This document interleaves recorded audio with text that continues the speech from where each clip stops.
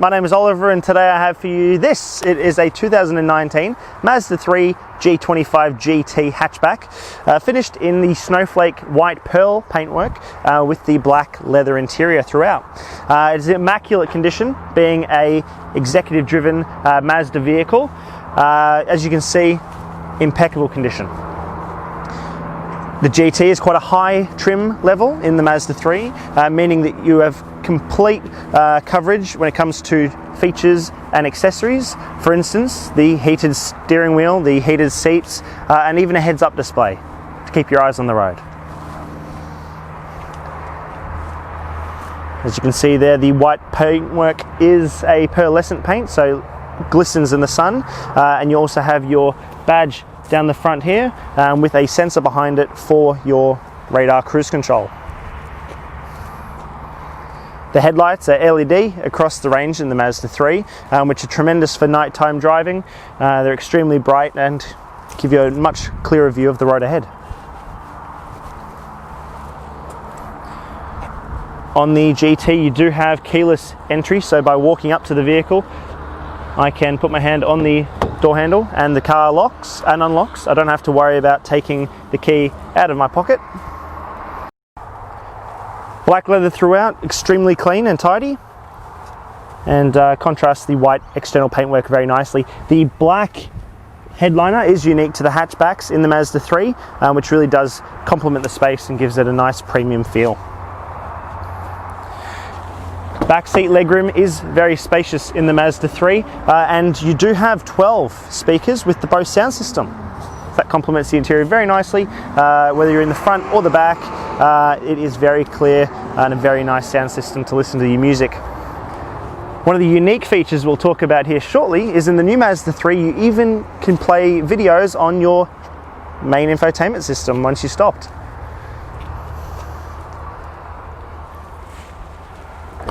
The boot space opened by the badge, which hides the gel handle. You lift that up and your boot space is quite tremendous actually for a hatchback. Very spacious indeed. You can fold your seats down very easily, and you also have your spare wheel underneath the floor covering. There is your main subwoofer for the Bose sound system, in addition to your jack and tyre changing equipment. The parcel shelf there comes out very easily just by unhooking it from the top and the bottom on both sides, and that allows you to remove that, fold the seats down and have almost a wagon amount of spare room. Closing the boot is very easy as well. Moving around to the driver's side, much the same. You do have the child locks on the doors of the Mazda 3s just in here, but again black leather throughout with ISOFIX points for child restraints, both top mounted on the back and in the base of the seats. That center console armrest in the back does fold down to have two cup holders for rear passenger convenience, as you can see there.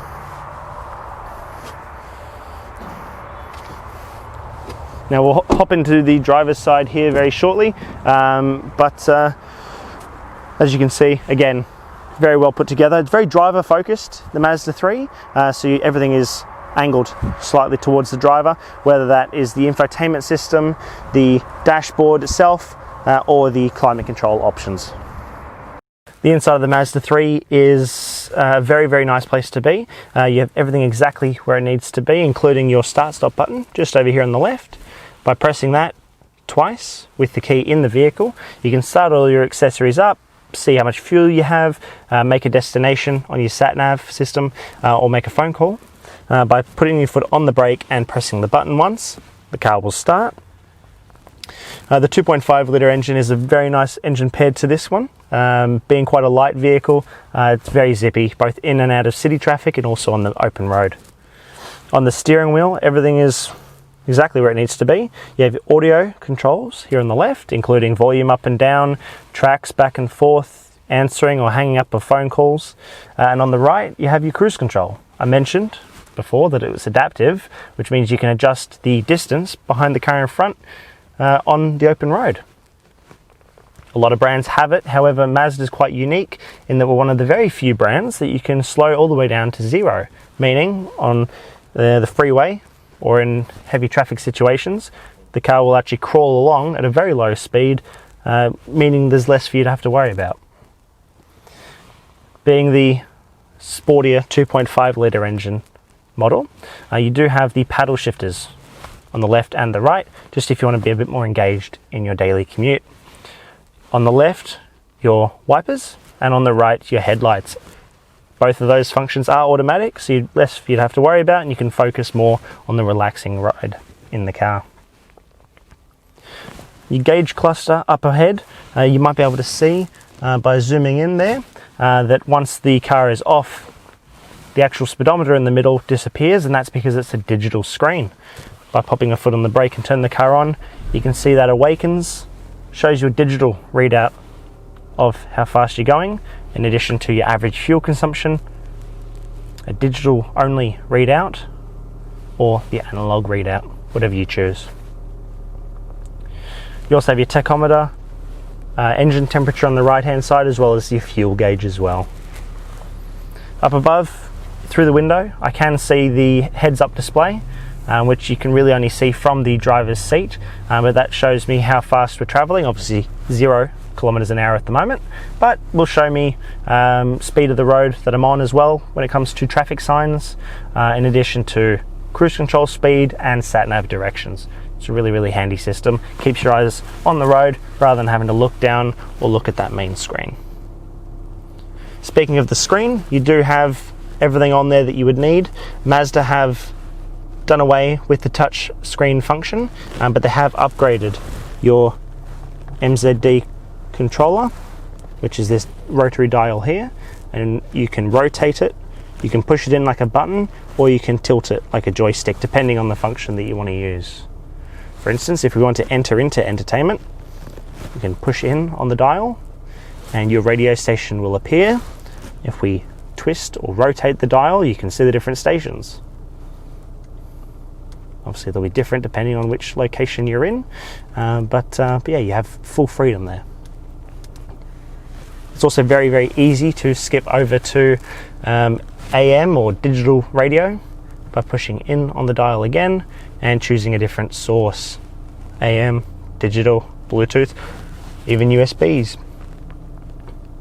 As I mentioned, you can also watch a video there, whether it's a music video or movie on your phone, whatever you have. Favorites are a very easy function to use. You simply assign favorite radio stations, favorite contacts in your phone, or favorite destinations such as work, home, your gym, wherever you do frequent often. You can jump back to the home screen there. When it comes to pairing your mobile device, it's extremely easy to do, and you can even have 2 phones connected at the same time doing different things. For instance, one of your phones, whether it's a work phone, can make phone calls and take phone calls, and the second can be used for your audio. For instance, Spotify or YouTube music, whatever you have playing through your system. It's very easy to send text messages, receive text messages, as well as see your call history and make new phone calls. In the settings function, the car is very, very customizable. Everything from your indicator volume, believe it or not, to the brightness of your display, the brightness of the heads-up display. You can have 24-hour clock, 12-hour. You can change the treble and the bass of your audio settings.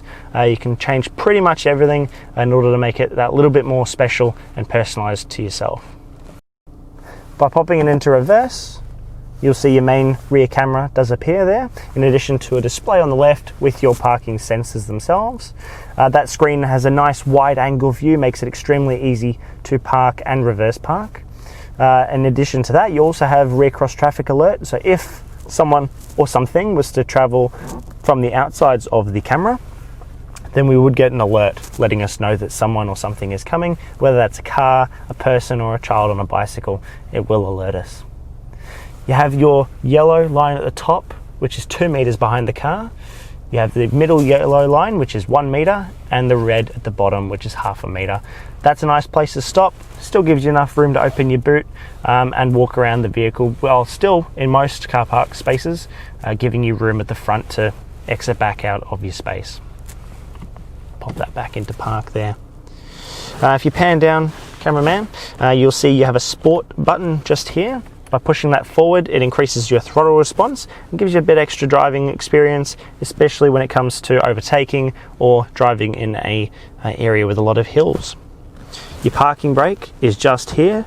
By pushing down, that disengages, and by pulling up, it re-engages. Similar system to a manual lever or a foot brake, but just with a switch instead.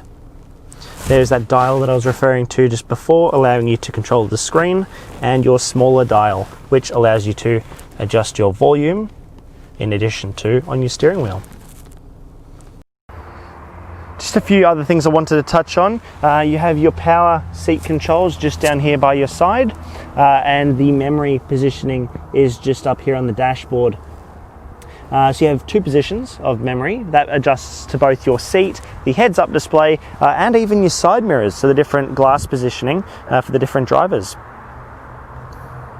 You do have blind spot monitoring on your side mirrors as well, by the way. If we shut the door, it's got 139 kilowatts of power and 252 Newton meters of torque. Very impressive from a 4-cylinder engine that's naturally aspirated, but more importantly, it's doing all that work with only 6.6 litres per 100 on average, which is very, very impressive. And that's using a Skyactiv engine with all of the associated Mazda technology. Servicing on the vehicle is every 10,000 kilometres or 12 months, whichever comes first. And this one has the balance of the factory warranty, which is still until 2024. So very, very impressive indeed. Again, my name is Oliver and I'm from Pakenham Mazda here in Pakenham. The number is 5942 5238. Again, that's 5942 5238. This Mazda 3 has just arrived. We did a few phone calls on it already, but we're keen to take any further interest that you might have on the vehicle, answer any further questions, or organise a test drive for your own viewing. With only 2,500 kilometres, it's very smart buying. We don't expect it to last very long at all. Thanks for your time.